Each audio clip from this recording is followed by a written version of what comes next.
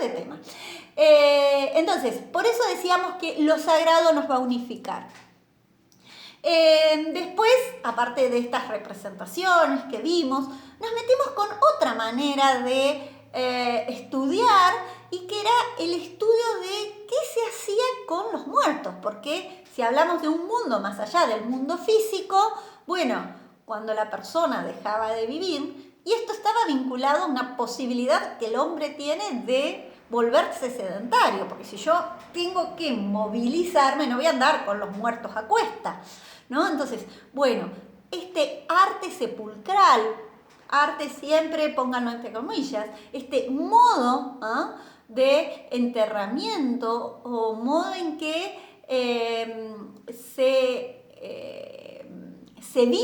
vivencia la muerte, también habla de un modo que tiene que ver con este pensamiento simbólico. Entonces hablábamos, y para eso tenía el texto de Galay, que me parecía que sintetizaba estos distintos modos de enterramiento. Si los enterrábamos dentro de los lugares en donde vivíamos, alejados de los lugares en donde se vivía, eran enterramientos individuales, eran enterramientos colectivos.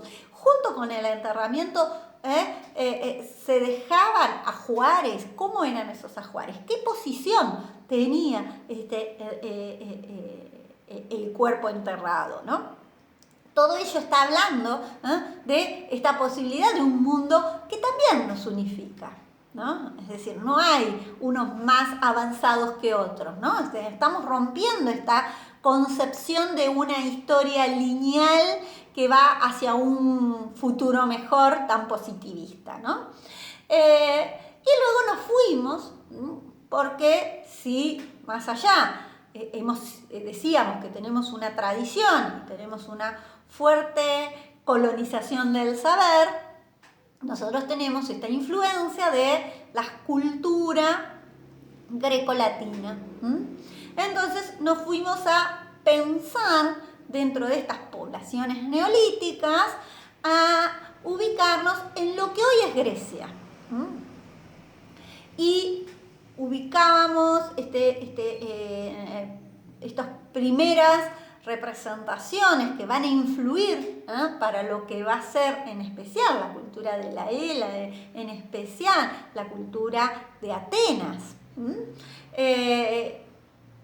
Decíamos Creta, luego nos íbamos a la parte ya más del continente, nos íbamos a Micenas y nos vamos a centrar en Atenas. Entonces, en Atenas vamos a ver este mundo arcaico, este mundo clásico, y luego cómo se va a consolidar el imperio de Alejandro Magno con esto que se ha denominado el helenismo, ¿no? Como un movimiento que va a unificar con esta mentalidad imperial. Luego nos vamos a ir a este otro eje que es el eje latino, ¿no? Latino porque hablaban esta lengua latina, pero digamos, sus originarios estaban vinculados a los etruscos, que van a originar el antepasado de lo que va a ser este mundo romano, que va a llegar desde un pensamiento de pequeñas repúblicas, de pequeñas ciudades, a conformar un gran imperio. La caída del Imperio Romano en el siglo V, el Imperio Romano se va a dividir posteriormente, luego de que todas ubican el mar Mediterráneo, los romanos le llamaban el Mare Nostrum, todos las costas del mar Mediterráneo estaban dominadas por el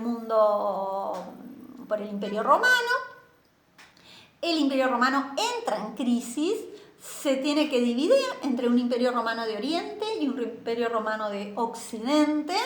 El Imperio Romano de Occidente cae en el siglo V, ya estamos en nuestra era, o sea, no es antes de Cristo, sino que o le ponemos después de Cristo o no se pone nada directamente. Decíamos siglo V, estamos, siempre restábamos, ¿no? 400, entonces en el siglo V de nuestra era cae el Imperio Romano de Occidente. ¿Qué queda el Imperio Romano de Oriente y va a haber una atomización de poder, un resurgir de lo que van a ser, podríamos decir, los pueblos originarios, y una huida de las ciudades hacia buscar lugares más seguros.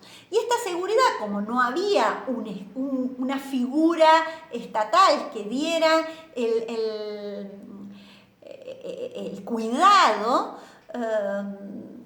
es decir, que no había un ejército unificado, este seguro se lo iban a dar los dueños de esos territorios, que se les llamaron señores feudales.